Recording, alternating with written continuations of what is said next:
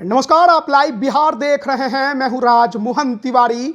आज तारीख है 14 मार्च, गुरुवार का दिन, और एक बार फिर से हम हाजिर हैं आपके सामने अपने खास खबर को लेकर, जो कि खबरों से खबरदार हम आपको इसमें करते हैं। एक बार नज़र फिर से सुर्खियों पर डाल लेते हैं, जो कि आज दिन भर की घटनाएं रहीं बिहार और देश से जुड़ी हुई। सबसे पहले हम आपको बता दें कि बिहार के मुख्यमंत्री नीतीश कुमार सहित 11 उम्मीदवार जिन्होंने एमएलसी चुनाव के लिए नामांकन किया था, वो निर्विरोध रूप से विजयी घोषित कर दिए गए हैं और सर्टिफिकेट भी उन्हें मिल गया है। यानी एक बार फिर आप उनको विधान परिषद में देखेंगे। इसके अलावा अगर हम बात करें देश के स्तर पर, तो आज बड़ी खबर निकलकर सामने आई, क्योंकि एक देश एक चुनाव के लिए बनी कमेटी, जिसके अध्यक्ष पूर्व राष्ट्रपति रामनाथ कोविंद थे, उन्होंने राष्ट्रपति को अपनी रिपोर्ट सौंप दी है, जो कि 18,000 पन्नों से अधिक की है। और इसमें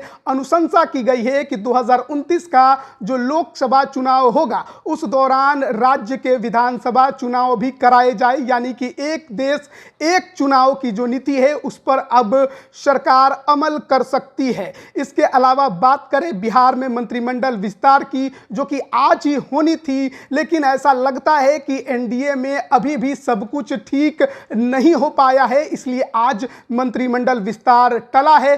कल होगा या परसों होगा, इस पर अभी भी संशय बरकरार है। और इसके अलावा बड़ी खबर विकासशील इंसान पार्टी के सुप्रीमो मुकेश सहनी के लिए है, क्योंकि उन्हें जोर का झटका लगा है। उनकी पार्टी का जो सिंबल है नाव छाप, वो उनसे छीनकर दूसरे रजिस्टर्ड पार्टी को चुनाव आयोग ने सौंप दिया है। एनडीए में सीट शेयरिंग को लेकर भी बातचीत एक बार फिर आज हम करेंगे, जिसमें चिराग पासवान, पशुपति कुमार पारस की भी चर्चा होगी। इसके लिए आज हमारे साथ दो वरिष्ठ पत्रकार मौजूद हैं। पहले की तरह हमारे बाईं तरफ रविरंजन जी हैं, दाईं तरफ प्रवीण बागी जी हैं। सबसे पहले शुरू करते हैं खबर जिस तरीके से चिराग पासवान ने कल बयान दिया था कि सब कुछ सेट हो गया है, सब कुछ ठीक हो गया है, 24 घंटे में हम लोग प्रेस कॉन्फ्रेंस करके एनडीए में सीट शेयरिंग का ऐलान कर देंगे, लेकिन 24 घंटे से अधिक बीत गया, कुछ नहीं हुआ। सब कुछ ठीक अभी भी नहीं हुआ है, कुछ पेंच फंसे हुए हैं। उसी की वजह से सीटों की घोषणा भी नहीं हुई, सीट बंटवारे की, और दूसरे जो बिहार मंत्रिमंडल का विस्तार टला, उसके पीछे भी वही वजह है।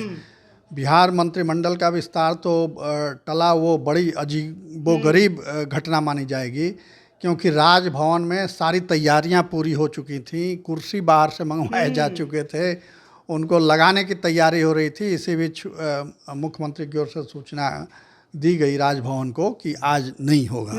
अब कब होगा इस बारे में कोई साफ साफ नहीं बोल रहा है। उधर डिप्टी सीएम सम्राट चौधरी सिनेमा देख रहे थे, यानी वो पूरे सुकून में और संतुष्ट भाव में थे, जैसे सब कुछ ठीक है। मुख्यमंत्री ने 3 विभागों की समीक्षा बैठक की आज, तो गतिविधियां अपने हिसाब से चल रही हैं और सब लोग कह रहे हैं कि सब कुछ ठीक ठाक है। देखने में भी लग रहा है कि संबंध सामान्य है, मगर अंदर ही अंदर आग जल रही है, और इसी की वजह से सीटों का बंटवारा भी टलता जा रहा है, उसकी घोषणा और मंत्रिमंडल का विस्तार भी टलता जा रहा है। आपने कहा आग जल रही है, ये किसके खेमे की आग है, कहाँ लगी है? आग तो सभी दलों के अंदर लगी हुई है, और सभी दल अपने अपने हिसाब से सीटों के लिए दावेदारी पेश कर रहे हैं। उसमें पशुपति पारस का मामला लटका हुआ है, फिर उनके जो भतीजे हैं प्रिंस, उनका भी मामला लटका हुआ है, उनको बिहार सरकार में शामिल करने की बात थी। तो अब पशुपति पारस ने आज तक स्पष्ट नहीं किया कि वो क्या करेंगे, वो एनडीए का फैसला मानेंगे या फिर कोई दूसरा रास्ता अपनाएंगे। हालांकि वो सुबह में तो उन्होंने नाराज़गी व्यक्त की थी, संसदीय बोर्ड की बैठक भी बुलाई, उसमें अध्यक्ष ही नदारत थे, ऐसी सूचना आई है। मगर फिर दोपहर बाद उनका बयान आया कि नहीं, वो प्रधानमंत्री के साथ हैं और एनडीए का फैसला मानेंगे। तो मानेंगे इसका मतलब कि उनकी पार्टी की कुर्बानी देनी पड़ेगी, और जो सीटें एक या मिलेगी उस पर लड़ना पड़ेगा। तो ये भी चर्चा है कि पशुपति पारस को समस्तीपुर भेज दिया जाएगा और समस्तीपुर के सांसद प्रिंस राज बिहार सरकार में मंत्री बनेंगे। बिहार की राजनीति अब बिहार की राजनीति करेंगे। जैसा कि कह रहे हैं आग लगी हुई है, तो वो एनडीए के सभी खेमों में लग गई चिराग का मुस्कुराता चेहरा देखकर। हाँ, एक तो ये है कि चिराग पासवान को जो सब कुछ मिल गया और जिस कॉन्फिडेंस से उन्होंने कल कहा कि आज सब कुछ घोषित कर दिया जाएगा, प्रेस कॉन्फ्रेंस हो जाएगा, लेकिन वो हुआ नहीं। असल में चिराग पासवान की खुशी में आग लग गई हम पार्टी में भी। माने जीतन राम मांझी कह रहे हैं कि उनको इतना कि मिलेगा तो हमको क्यों नहीं मिलेगा। दोनों ही दलित की नुमाइंदगी करते हैं। दोनों दलित नेता हैं। तो देखिए जीतन राम मांझी के बेटे को माने 2 विभाग का एक मंत्री बनाया गया था। हालांकि जीतन राम मांझी पहले भी कह चुके हैं कि और मंत्रालय मिलना चाहिए और उनकी पार्टी के किसी सवर्ण नेता को मंत्री बनाया जाए, वो बार बार मांग कर रहे हैं। तो एक तो वो हो गया। फिर लोकसभा में भी वो सीट ज़्यादा मांग रहे हैं। तो अब मांझी रूठे हुए हैं, उनको मनाना है। अब पशुपति पारस अपने द्वंद्वों में फंसे हुए हैं। उनके माने सूरजभान सिंह और बाकी जो मैंने महबूब अली कैसर तो जाके चिराग से मिल लिए और उनके खेमे के 2 माने बीना जो, हालांकि बीना देवी पहले ही कह चुकी है कि चिराग के साथ हैं, लेकिन बीना देवी और ये महबूब अली कैसर ये 2 नहीं गए। मतलब कि रालोजपा के संसदीय बोर्ड की बैठक हो रही है। सूरजभान सिंह नहीं पहुंचे, एक खबर ये आई। महबूब अली कैसर वहां ना पहुंच के चिराग के तरफ पहुंच गए। हाँ, तो आप सोच सकते हैं कि माने अब वहां भगदड़ जो मची है कि लोग समझ गए कि अब नाव डूबने वाली है। अब इस नाव पर जो सवार रहेगा वो डूब जाएगा। तो इसलिए वहां से उछल के कुछ लोग मेढक की तरह कूदते हैं और कुछ लोग पहले से प्लान सेट किए हुए हैं कि वहां जाना, तो वो चले गए। अब पशुपति पारस को जो कहा गया है कि आपको ये मिलेगा, उसी पर उनको संतोष करना है, क्योंकि प्रिंस राज ने कह भी दिया कि हम प्रधानमंत्री के साथ हैं, जो फैसला होगा उनके साथ हम रहेंगे। तो अब वहाँ कुछ नहीं है, अब मांझी जी को मनाना है। सम्राट चौधरी गए थे। हाँ, सम्राट चौधरी का देखिए, अब ये जो बिहार में मंत्रिमंडल का है कि प्रिंस राज को एक मंत्री बनना है, हम पार्टी को भी एक और मंत्री बनना है। नीतीश कुमार नहीं चाहेंगे कि चिराग पासवान को इतना ताकतवर माने उसमें बना दिया जाए, तो वो उस गठबंधन को भी माने उसमें वो अपनी चीज़ खोजेंगे कि एक सीट उनका कट के हमको मिल जाए, कुछ इस तरह का वो चाहेंगे। ये संकट से अब बिहार के नेताओं को, सम्राट चौधरी बहुत एग्रेसिव लीडर हैं, नीतीश कुमार पर माने चढ़ के बोलने वाले नेता हैं, तो सम्राट चौधरी को बुलाया गया है। अब देखिए सम्राट चौधरी यहाँ सिनेमा देख रहे हैं, इसका माने वो है कि माने निश्चिंत हैं कि सब ठीक हो चुका है। लेकिन मांझी जी मान जाएंगे कि नहीं मानेंगे, हालांकि हमको नहीं लगता है कि मांझी जी माने ज़्यादा जिद करेंगे, उनको जो मिलेगा वो भी मान ही जाएंगे।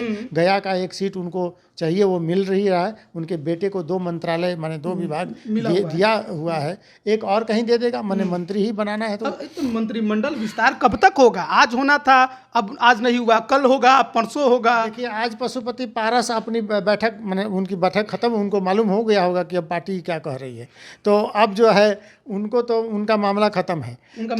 हाँ, तो अब जो है पशुपति पारस का मामला सॉल्व हो गया। अब जीतन राम मांझी को पार्टी समझा लेगी और उसके बाद हमको लगता है कि कल तक ये सब में कुशवाहा जी कहीं है कि नहीं है? देखिए उपेंद्र कुशवाहा भी मान के चल रहे हैं कि उनको 1 सीट मिलेगा, इससे ज़्यादा उनको मिलने वाला है नहीं। तो उपेंद्र कुशवाहा भी माने कोई रिस्क नहीं लेना चाहते, एगो सांसद बन जाएंगे। ये लोग अपना खेल दिखाएंगे अगले विधानसभा चुनाव, इसकी तैयारी में ये तमाम लोग हैं। नीतीश कुमार भी इसी तैयारी में। महबूब अली कैसर, वीना देवी, दोनों के दोनों नेता गए तो चिराग से मिलने, लेकिन क्या चिराग पासवान ने पहले ही कह दिया था कि जो लोग हमको छोड़कर गए हैं उनको हम दोबारा अपनी पार्टी में माने टिकट तो नहीं देंगे। तो अब जो लोग जा रहे हैं, अब महबूब अली कैसर हालांकि इसके पहले भी मिले हैं, वीना देवी ने कह दिया कि हमको नहीं मालूम था कि वहाँ क्या चल रहा था, इसलिए हम वहाँ चले गए थे, लेकिन हम जल्दी से वहाँ से भाग गए। तो अब ये जो भगदड़ वो पशुपति पारस के उसमें मची है, अब देखना है चिराग पासवान किसको आपको लगता है कि चिराग पासवान ने जो कहा है कि हमको छोड़कर जाने वाले लोगों को हम टिकट नहीं देंगे, वो अपनी इस बात पर टिके रहेंगे? नहीं, वो उस समय कहा था, परिस्थितियों के हिसाब से रणनीतियाँ बदलती रहती हैं, तो हो सकता है कि महबूब अली कैसर को वो ले लें, फिर से टिकट दे दें। और अगर टिकट नहीं देते हैं तो महबूब अली उनके लिए खतरा पैदा कर देंगे, क्योंकि वो अपने क्षेत्र में पकड़ रखते हैं और कांग्रेस से आए हैं, तो कांग्रेस का रास्ता खुला ही हुआ है उनके लिए, राजद का भी खुला हुआ है। तो वो अगर दूसरी पार्टी से वहाँ उम्मीदवार हो जाएंगे तो लोजपा उम्मीदवार के लिए मुश्किल हो जाएगी। इसलिए चिराग पासवान चाहेंगे कि कुछ उनको एकोमोडेट किया जाए। बीना देवी को तो अकोमोडेट नहीं किया जाएगा, उनके जगह पर किसी दूसरे उम्मीदवार को खड़ा किया जाएगा। असल में देखिए क्षेत्रीय दलों या छोटे दलों के साथ दिक्कत ये है कि ये राजनीति कम, व्यापार ज़्यादा करते हैं। टिकटों का टिकट खुलेआम बेचते हैं। आपको याद होगा पिछले चुनाव में मोतिहारी की सीट कैसे बिकी थी और कांग्रेस के एक राजनेता ने अपने पुत्र के लिए वो खरीदी थी। बाद में वो खबरें आई कि दूसरे कैंडिडेट से भी ले लिया गया था पैसा और उसको टिकट ना देके उससे ज़्यादा पैसा मिला तो कांग्रेस नेता के पुत्र को दे दिया गया किसी और के सिंबल पर। तो ये सब कारोबार चलता रहता है। इसलिए हालांकि ये कांग्रेस में भी ये होता है। कांग्रेस में भी जो पिछले प्रदेश प्रभारी थे उन पर यह आरोप लगा था कि वो पैसे लेकर के और जिला अध्यक्ष बना रहे हैं और क्या कर रहे हैं, तो उनको बदला गया। तो ये बड़ी बीमारी है और इसको कंट्रोल करने में पार्टियों की कोई बहुत तैयारी भी नहीं दिखती है। दूसरी ओर भाजपा अपने ऑपरेशन में लगी हुई है चुपचाप कि कैसे घटक दलों को मनाया जाए। आपको याद होगा कि मंगल पांडे कल चुपचाप पशुपति पारस के पास भी गए दिल्ली में और चिराग पासवान के पास भी गए, तो दोनों को नज़दीक लाने की कोशिश हुई, मगर नज़दीक तो नहीं आए। मगर ये हुआ कि एक रास्ता निकल गया, एक समाधान निकल गया। मगर अब फिर नए उसमें मांझी जी नाराज़ हो गए हैं, वो 3 सीट मांग रहे हैं। तो अब उनको मनाने के लिए सम्राट चौधरी गए। तो ये रूठने और मनाने का खेल है, जैसे प्रेमी प्रेमिका रूठते ये खत्म कब होगा? क्योंकि 24 घंटे का आप कह रहे थे कि हम ऐलान कर देंगे, 24 घंटे से अधिक बीत गए। थोड़ा समय लग रहा है, इसीलिए देर हो रही है। मगर मान जाएंगे लोग, क्योंकि दूसरा कोई विकल्प नहीं है। विकल्प नहीं है। आप मोदी को छोड़ के जाएंगे तो वो राजनीतिक घाटे का सौदा होगा अभी। अच्छा। आज की तारीख में इसलिए कोई छोड़ना नहीं चाहता है, थोड़ा कम पर भी समझौता कर लेना चाहता है। और भाजपा भी उनको आश्वासन दे रही कि अभी कम पर है तो आपको फिर ज़्यादा मिलेगा। अभी तो विधानसभा का चुनाव होना है, उसमें एडजस्टमेंट होगा। राज्यसभा का है, उसमें एडजस्टमेंट हो सकता है। चिराग की एनडीए में इतनी बड़ी जीत नीतीश कुमार के लिए मुश्किल है? नीतीश कुमार के लिए निश्चित रूप से मुश्किल है, क्योंकि कोई भी गठबंधन अस्थायी नहीं है। उसमें फेर बदल होते रहते हैं, दल इधर से उधर आते जाते रहते हैं। और चिराग पासवान जो हैं सो मूलतः नीतीश कुमार के विरोधी हैं, घनघोर विरोधी। और नीतीश भी उनको पसंद नहीं करते हैं। तो ये तो मजबूरी है कि एक ही गठबंधन में दोनों हैं, तो इसलिए साथ बैठ रहे हैं। मगर वो कब विरोध में बदल जाए वो मुश्किल, वो माने कठिन नहीं है। तो इसलिए वो सतर्क हैं और इसी सतर्कता की वजह से चीज़ें थोड़ी विलंब से और धीमी गति से चल रही हैं। एक और नीतीश कुमार पर ही सवाल लेंगे कि नीतीश कुमार चिंतित हो, उनको दिक्कत हो चिराग पासवान से, कुछ भी हो, लेकिन एक बार फिर ये तय हो गया कि नीतीश कुमार अपने स्वार्थ के आगे दूसरे राजनीतिक दलों का कोई स्वार्थ नहीं देखते। अगर वो उनके साथ कितने भी करीब हो, पशुपति पारस का एक उदाहरण हो गया और मुकेश सहनी भी उदाहरण बन गए। मुकेश सहनी भी एक उदाहरण बन गए। मुकेश सहनी तो मैंने नीतीश कुमार के जो तर्कस है, उस जो तीर जो छोड़ते हैं वही एक तीर थे मोदी के खिलाफ। और नीतीश कुमार वो तीर चला रहे थे जिधर मन उधर, और वो मुकेश सहनी उधर उधर चल रहे थे। लेकिन आज जब मझधार में जब पड़े ये मुकेश सहनी, तो नीतीश कुमार किनारे हैं, कुछ नहीं बोल रहे हैं। अब तो मुकेश सहनी के सामने मुश्किल है। उनके साथ बड़का खेला हो गया है। अब उनका चुनाव सिंबल गायब हो गया। अब वो लड़ेंगे कैसे? अब ये बड़ा इंटरेस्टिंग है, क्योंकि देखिए खबर पहले की है, लेकिन आज विस्तार पूर्वक ये समझने का समय है कि मुकेश का जो सिंबल है, जो नाव छाप पिछले 2019 के लोकसभा चुनाव में, 2020 के विधानसभा चुनाव में उनकी पार्टी के कैंडिडेट को मिलता था, जिस सिंबल पर उनकी पार्टी के उम्मीदवार मैदान में उतरते थे चाहे उपचुनाव में, अब वो सिंबल जो है उनसे छीन लिया गया है, दूसरे राजनीतिक दल को दे दिया गया है। पूरा ये कहानी क्या है? ये मुजफ्फरपुर में एक हैं सुधीर ओझा, उनको सब लोग जानते हैं। वो PIL करने में उन्होंने रिकॉर्ड बनाया है, वकील है वहाँ। वो किसी पर भी केस कर देते हैं। अच्छा। लालू प्रसाद यादव मैंने वहाँ पर हेलीकॉप्टर उतार दिए थे सड़क पर, नेशनल हाईवे पर, उस पर भी उन्होंने केस कर दिया। ऐश्वर्या राय की फिल्म मैंने देखकर उनको मैंने अश्लीलता, उन्होंने उस पर भी केस कर दिया कि मेरी भावनाएं आहत हो गई हैं। तो सुधीर ओझा वो केस करने वाले हैं। लेकिन ये तिकड़म सुधीर ओझा को कहाँ से समझ में आई कि मुकेश सहनी का चुनाव सिंबल नाव है, और नाव को अगर हम लोग अपने कर लेते हैं कब्जे में, तो मुकेश सहनी मुश्किल में पड़ जाएंगे। और सुधीर ओझा ने वहाँ वहाँ के एक निषाद एक ताती ने हैं, उनका नाम मैं भूल रहा हूँ, कि उनको खड़ा किया और वो एक राष्ट्रीय अध्यक्ष बन गए और भारत सार्थक पार्टी उन लोगों ने एक बना लिया है।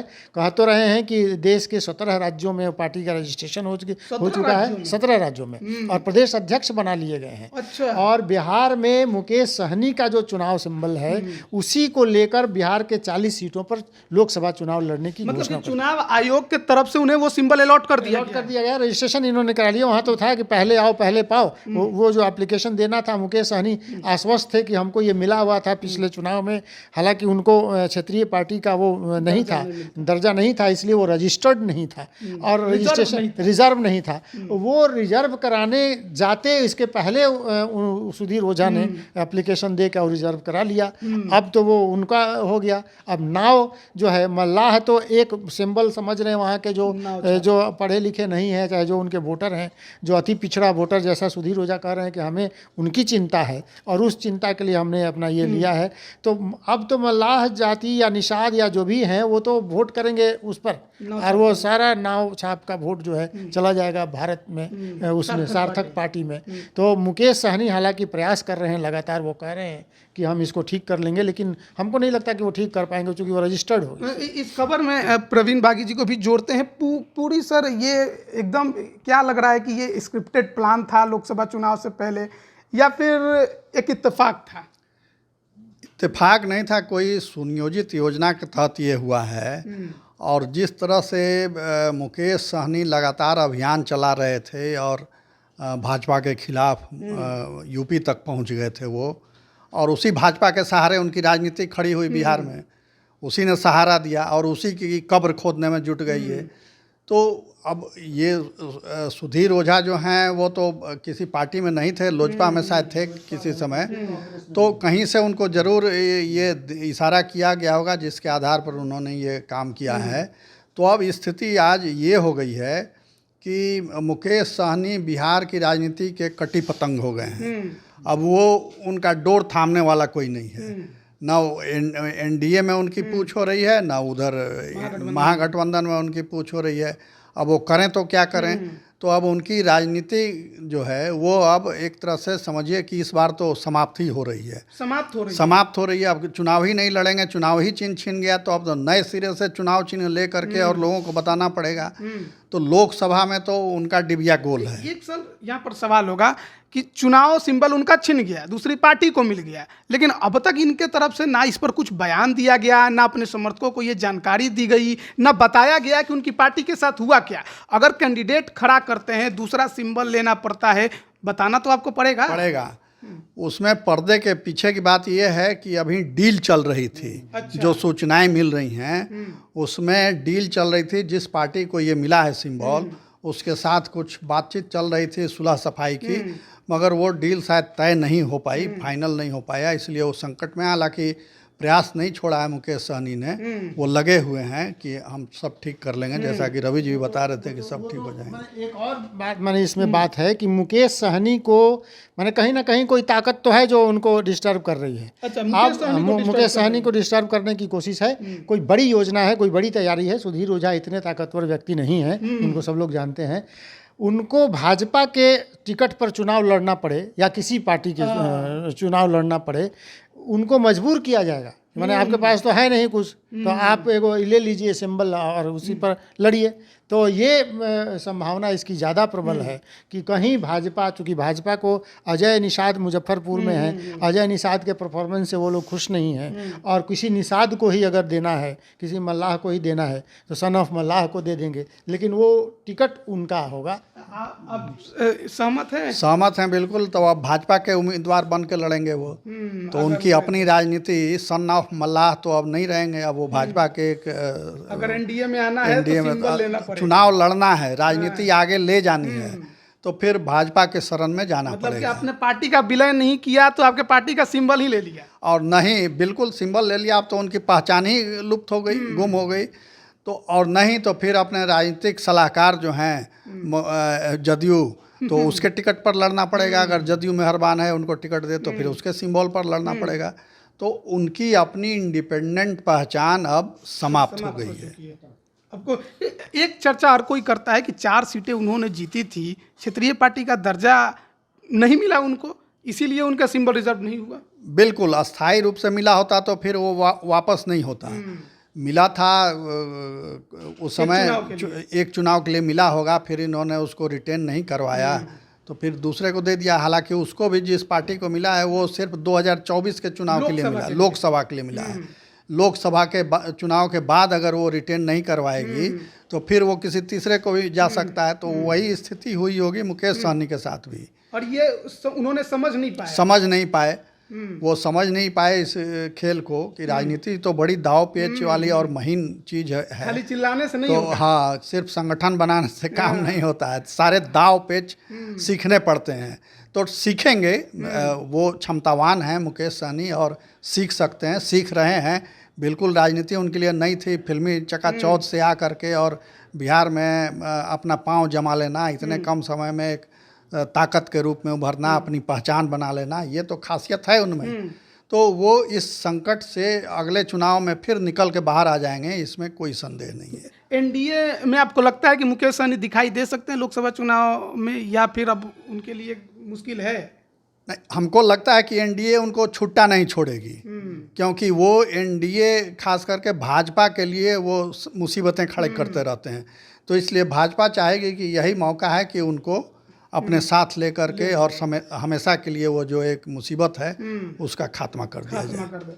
तो देखिए, आज की जो सबसे महत्वपूर्ण चर्चा थी वो एक तो बिहार में मंत्रिमंडल विस्तार जो आज टल गया, लेकिन कल भी होगा या नहीं ये भी अभी तक की स्पष्ट तौर पर कोई जानकारी नहीं दी गई है। हो सकता है कि कल हो या फिर हो सकता है एक दिन और टल जाए, क्योंकि एनडीए में सीट शेयरिंग की बातें जरूर कही जा रही हैं कि सब कुछ तय हो गया है, मसौदा बन गया है, बस ऐलान बाकी है। लेकिन जिस तरीके से बीजेपी नेताओं का सहयोगी दलों के घर आना जाना देखने को मिल रहा है, ऐसा लग रहा है कि अभी मामला फंस रहा है और चिराग पासवान इतने गदगद होंगे तो अन्य सहयोगी दल आसानी से उनको टकटकी लगाए देखते रहें, इतना आसान नहीं होने वाला। पारस जी खेमे की बैठक हुई संसदीय दल की, उसमें उन्हें अधिकृत कर दिया गया कि आप जो फैसला लें, लेकिन उसी समय उनके पार्टी के सांसद और बिहार के प्रदेश अध्यक्ष प्रिंस राज ट्वीट करते हैं और कहते हैं कि जो प्रधानमंत्री जी कहेंगे हम वही मानेंगे, वो हमारे सर्वमान्य नेता हैं। और देखिए, नीतीश कुमार जी भी आज जब सर्टिफिकेट लेने एमएलसी का गए थे बिहार विधानसभा,